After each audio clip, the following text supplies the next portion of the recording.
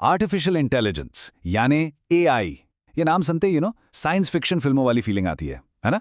लेकिन सच तो अब ये है कि एआई फिल्मों से निकलकर हमारी आपकी रोजमर्रा की जिंदगी का एक सॉलिड हिस्सा बन गया है। तो आज हम एआई की इसी दुनिया को समझेंगे, बिल्कुल आसान भाषा में और खास तौर पर भारत के कॉन्टेक्स्ट में। चलिए शुरू करते हैं। अच्छा, क्या लगता है एआई कोई बहुत फ्यूचर की टेक्नोलॉजी है? बिल्कुल नहीं। ये तो ऑलरेडी हमारे आसपास है, काम कर रही है। असली सवाल ये है कि आखिर ये हमारी गाड़ियों में, खेत खलियानों में और बैंक में कर क्या रहा है। आइए पता लगाते हैं। तो सबसे पहले आइए देखते हैं कि एआई हमारी लाइफ में कहां-कहां, कैसे-कैसे आ चुका है। और ये कोई दूर देश की बातें नहीं, बल्कि आज की अपने भारत की सच्चाई है। महिंद्रा ग्रुप के मोहित कपूर बताते हैं कि उनकी गाड़ियों में एआई का मकसद ड्राइवर की जगह लेना बिल्कुल नहीं है, बल्कि इसका काम है कैमरा और सेंसर्स की मदद से ड्राइवर को असिस्ट करना, उनकी हेल्प करना, ताकि हादसों को रोका जा सके। तो बेसिकली ये एक डिजिटल को पायलट की तरह है जो हमेशा अलर्ट रहता है। अब शहरों से थोड़ा दूर चलते हैं, खेत खलियानों में। वहां भी एआई अपनी जगह बना रहा है। पता है कैसे? ये मिट्टी, मौसम और सैटेलाइट से मिले डेटा को एनालाइज करता है और फिर किसानों को एकदम सटीक सलाह देता है, जैसे गन्ना कब काटना सही रहेगा या फिर मिर्च की फसल को किस कीड़े से खतरा है। इससे किसानों को अपनी जमीन से बेहतर उपज मिलने में कितनी मदद मिलती है। इसी तरह सोचिए, गांव देहात में जिनके पास कोई क्रेडिट हिस्ट्री ही नहीं होती, उन्हें लोन मिलना कितना मुश्किल होता है। यहां महिंद्रा फाइनेंस एआई का यूज करके उनकी कर्ज चुकाने की कैपेसिटी का अंदाजा लगाता है, और इसकी वजह से अब लोन उन जरूरतमंद लोगों तक भी पहुंच रहा है जहां पहले बैंकिंग सिस्टम पहुंच ही नहीं पाता था। तो ये तो हो गए एआई के फायदे। लेकिन जैसा हर पावरफुल टेक्नोलॉजी के साथ होता है, इसके साथ भी कुछ ऐसे खतरे जुड़े हैं जो आसानी से दिखाई नहीं देते, और इनको समझना और संभालना बेहद जरूरी है। इनमें से एक सबसे बड़ा खतरा है एआई बायस, यानी एआई का पक्षपात। इसको ऐसे समझिए जैसे क्रिकेट मैच में कोई अंपायर किसी एक टीम का साइड ले रहा हो, अनफेयर तरीके से। अगर एआई को ऐसे डेटा पर ट्रेन किया जाए जिसमें पहले से ही भेदभाव मौजूद हैं, तो एआई भी वही गलत फैसले बार बार करने लगता है। यहां प्रोफेसर बिमल रविंद्रन इसके स्केल को लेकर एक बहुत ही इंपॉर्टेंट बात समझाते हैं।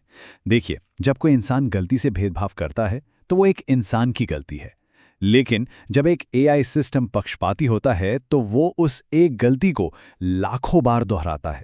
एकदम से वो एक इंस्टीट्यूशनल भेदभाव बन जाता है। सोच के देखिए, असर कितने बड़े पैमाने पर होता है। और इसी वजह से प्रोफेसर रविंद्रन कहते हैं कि हमें एआई को इंसानों से भी ऊंचे मापदंडों पर परखना होगा, क्योंकि हम ऑटोमेटेड सिस्टम्स पर एक नेचुरल ट्रस्ट रखते हैं। हम अक्सर सोचते हैं, अरे मशीन है, ये कैसे गलत हो सकती है, पर हो सकती है।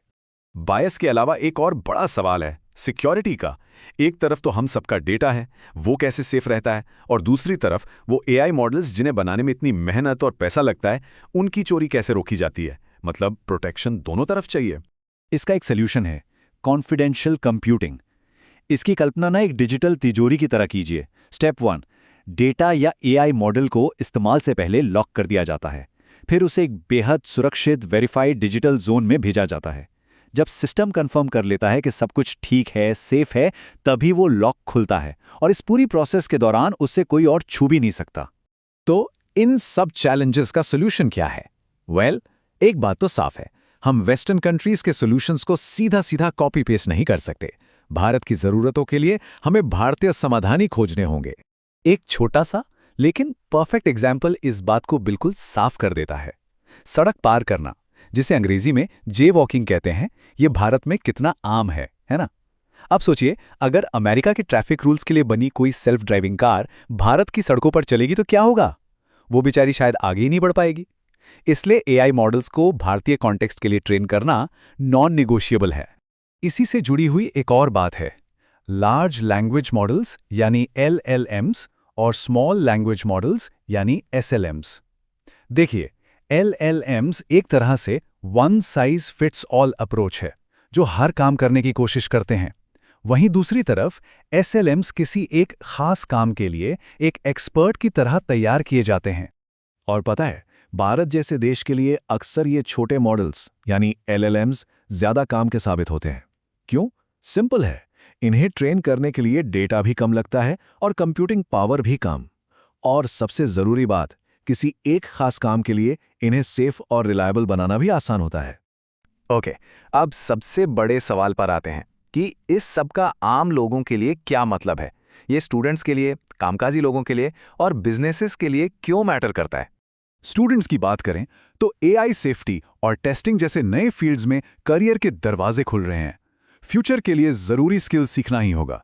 और हाँ, ये समझना भी बहुत जरूरी होगा कि एआई उनके बारे में जो फैसले ले रहा है वो उन्हें कैसे अफेक्ट कर सकते हैं।